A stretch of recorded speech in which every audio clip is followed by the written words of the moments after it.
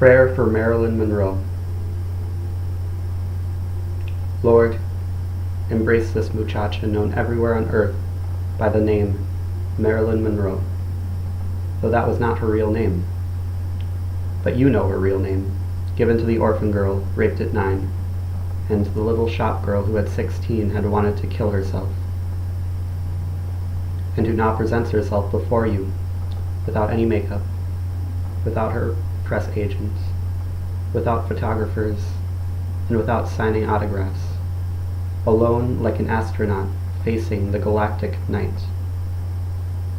When she was a girl, she dreamed she was naked in a church, according to time, before a prostrate crowd with their heads to the floor, and she had to tiptoe through to avoid stepping on the heads. You know our dreams better than any psychiatrist. Church, house, cave, havens of the maternal breast. But also something more than that. The heads are her admirers, that's clear. The massive heads in the darkness beneath the stream of light. But the temple is not the studios of 20th Century Fox. The temple, made of marble and gold, is the temple of her body, in which the Son of Man lodges with a whip in his hand, casting out the merchants of 20th Century Fox, who made your house of prayer into a den of thieves. Lord, in this world polluted with sin and radioactivity, you would not blame someone who's just a little shop girl, who, like any little shop girl, dreamed of being a movie star, and her dream became a reality, but like Technicolor reality. She did nothing more than act according to the script we gave her, the script of our own lives, and it was absurd. Forgive her, Lord, and forgive us for our 20th century, for that colossal super production we've all helped to create. She was hungry for love, and we offered her tranquilizers.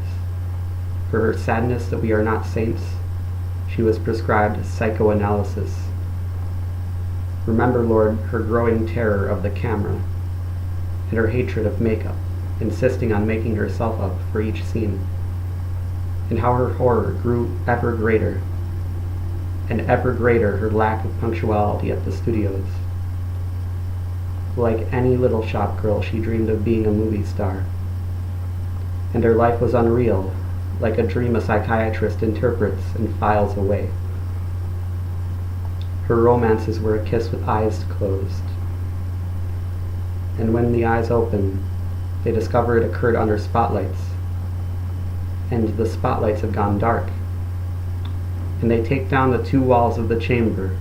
It was a movie set, while the director wanders away with his notebook, because the scene was already shot. Or like a journey by yachts, a kiss in Singapore, a dance in Rio, a reception at the mansion of the Duke and Duchess of Windsor, glimpsed from the foyer of the miserable apartment. The movie ended without a final kiss. They found her dead in her bed, with her hand on the telephone, and the detectives did not know who she was going to call. It was like someone who had dialed the number of the one single friendly voice. And here's only a voice on vinyl that says, "Wrong number." Or like someone wounded by gangsters reaching a hand toward a disconnected telephone. Lord, whoever she might have been going to call, and did not call, and perhaps it was no one, or it was someone whose number is not in the directory of angels, you should answer the phone.